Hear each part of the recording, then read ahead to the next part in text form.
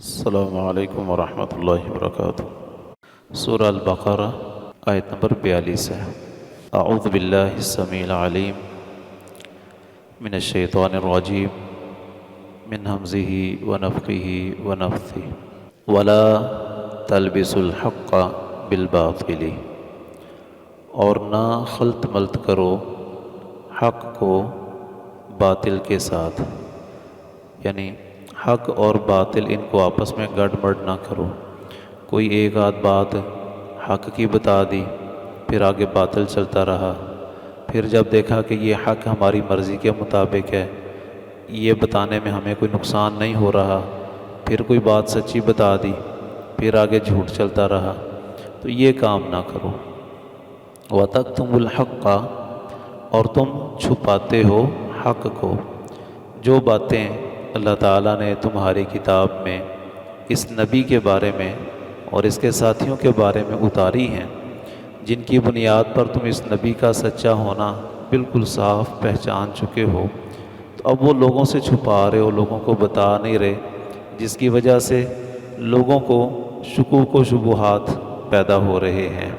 تو یہ کام نہ کرو، جو باتیں ہم نے تمہیں بتائی ہیں وہ لوگوں کو بالکل واضح طور پر سناؤ۔ وَأَنْتُمْ تَعْلَمُونَ، جبکہ تم جانتے بھی ہو کہ جو یہ نبی کہہ رہا ہے یہ بالکل حق ہے، اور جو ہم کر رہے ہیں وہ بالکل غلط کر رہے ہیں۔ تو ان ساری باتوں کو جاننے کے باوجود پھر تم حق سے اعراض کر رہے ہو، حق اور باطل کو، سچ اور جھوٹ کو آپس میں ملا رہے ہو۔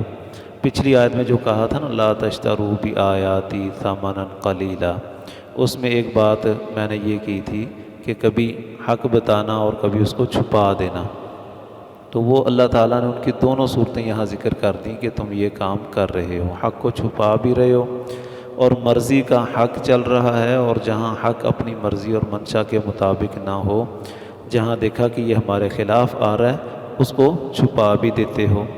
نبی کریم صلی اللہ علیہ وسلم کے پاس ایک دفعہ نا یہودی آئے، کہتے ہیں یہ ہمارا ایک آدمی اور یہ ایک عورت انہوں نے زنا کر لیا ہے۔ تو نبی صلی اللہ علیہ وسلم نے فرمایا تمہاری کتاب میں کیا ان کا حال لکھا ہوا ہے بھائی؟ کہنے لگے ہم تو بس وہ منہ کالا کرتے ہیں اور ان کو چکر شکر لگوا دیتے ہیں، بے عزتی کر دیتے ہیں، لوگوں کے ہاں ذرا ان کو اس طرح کر دیتے ہیں۔ کہا اپنی تورات لے کر آؤ۔ وہ تورات لے کر آئے۔ نبی صلی اللہ علیہ وسلم جس تکیے پر بیٹھے ہوئے تھے وہ تکیہ نکالا، سامنے رکھا، اور ان کی لائی ہوئی تورات اس تکیے پر رکھ لی، اور کہا پڑھو یہاں سے کدھر لکھا ہوا ہے مسئلہ جو تم سنا رہے ہو مجھے۔ وہ ایک آدمی نے اس پر نہ ہاتھ رکھ لیا رجم والی آیت پر، اور کچھ پیچھے سے پڑھنا شروع کر دیا، کچھ آگے سے پڑھنا شروع کر دیا، اور وہ نہیں پڑھ رہا۔ عبداللہ بن سلام رضی اللہ تعالیٰ عنہ چونکہ انہی میں سے آئے تھے، وہ مسلمان تھے، ہو گئے تھے، عالم تھے، وہ کہنے لگے اللہ کے نبی اس کو کہیں ذرا جہاں ہاتھ رکھا نا اس کو ہٹائی۔ اس کا ہاتھ ہٹایا گیا تو نیچے رجم کا حکم ان کی کتاب میں باقاعدہ موجود تھا۔ تو کتمان حق ہو گیا، اور آ کر جھوٹ بھی بول رہے ہیں نبی صلی اللہ علیہ وسلم سے، تو پھر ان کے بارے میں نبی صلی اللہ علیہ وسلم نے کہا اور انہیں رجم کر دیا گیا۔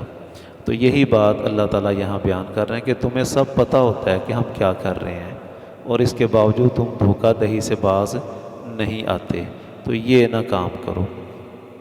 اسی واقعہ سے ہمیں یہ بات بھی سمجھ آئی کہ نبی صلی اللہ علیہ وسلم نے ان کی محرف کتاب، جس میں انہوں نے تحریف کر دی ہے، تبدیل کر دی ہے، اور قرآن مجید آ جانے کے بعد وہ کتاب منسوخ ہو چکی ہے، اس کے باوجود نبی صلی اللہ علیہ وسلم نے اس کا اکرام کیا ہے، اس کو باقاعدہ بلند جگہ پر رکھا ہے۔ تو ہمارے ہاں جو بالکل ہی اس کو، ہمارے ہاں تو نہیں خیر ہوتا، باہر کے بعض ممالک میں ایسا ہوتا ہے کہ قرآن مجید کو کبھی تکیہ بنا لیا، اس کو کبھی زمین پر ہی رکھ دیا، تو یہ کوئی پسندیدہ عمل نہیں ہے، یہ اچھا نہیں ہے، اس سے بے ادبی کا پہلو جھلکتا ہے۔ تو ہمیں اکرام کرنا چاہیے قرآن مجید کا، اور اسے کسی بلند جگہ پر رکھنا چاہیے۔ ایک اور بات اس سے معلوم ہوتی ہے، جس تکیے پر نبی صلی اللہ علیہ وسلم بیٹھے تھے وہ تکیہ نکالا اور اس کے اوپر اس کو رکھ دیا تاکہ یہ اونچا ہو جائے۔ اس کا مطلب ہے اگر وہ جو رحل ہے یا کوئی ایسی جگہ ہے جہاں قرآن مجید رکھا جاتا ہے، وہاں اگر کوئی بیٹھ جاتا ہے تو اتنی بری بات نہیں ہے۔ نبی صلی اللہ علیہ وسلم اس سرہانے پر بیٹھے ہوئے تھے تو اس کو نکال کر آگے کیا اور اس پر تورات رکھ دی، تو اس لیے اس سے کوئی اتنا کفر لازم نہیں آتا جتنا ہمارے ہاں اس کو برا سمجھا جاتا ہے۔ لیکن اس کا یہ بھی نہیں مطلب کہ اس کو معمول بنا لیا جائے۔ ایک ہوتا ہے جو عمل ہوتا ہے، اس علاقے کا جو عرف ہوتا ہے، اس کا بھی شریعت نے بڑا لحاظ کیا ہے۔ تو پورے معاشرے میں چونکہ یہ چیز معیوب سمجھی جاتی ہے، اس کو برا سمجھا جاتا ہے، لوگ اس کو جلدی سے قبول نہیں کرتے، تو اس لیے ہمیں عمومی طور پر اس رویے سے بچنا بھی چاہیے۔ یہ بھی کوئی معاملہ نہیں ہے کہ اس کو اتنا معمولی سمجھ لیا جائے کہ خیر ہے، جب جائز ہے تو پھر سارے جائز کام کرنے والے نہیں ہوتے۔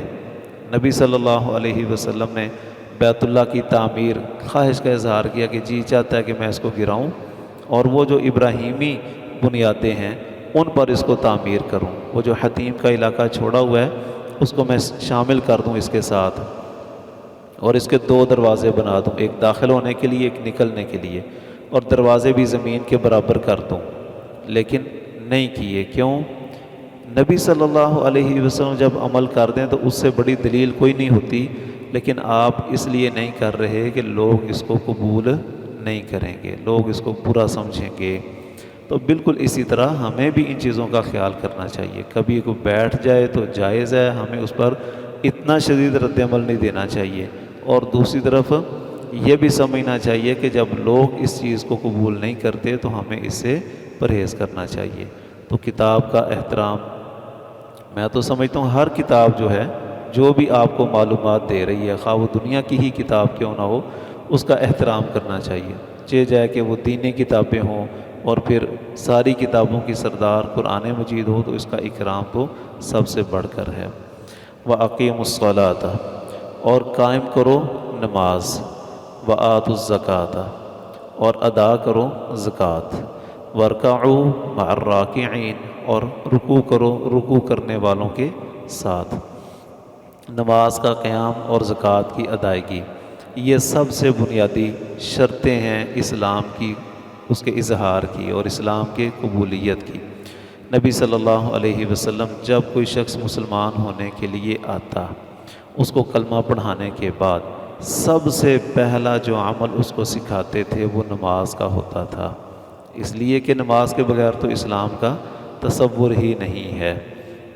تو انہیں جب یہ کہا کہ آمنوا بما انزلت، ایمان لاؤ اس چیز پر جو میں نے اتاری ہے، تو ساتھ ہی کہا کہ ایمان لانے کے بعد نماز بھی پڑھنی ہے اور زکوٰۃ بھی دینی ہے۔ تو زکوٰۃ تو صاحب حیثیت دے گا، لیکن نماز یہ ہر شخص نے پڑھنی ہے، وہ صاحب حیثیت ہے یا نہیں ہے، اور وہ تندرست ہے یا بیمار ہے، کیفیت میں تبدیلی ہو جائے گی۔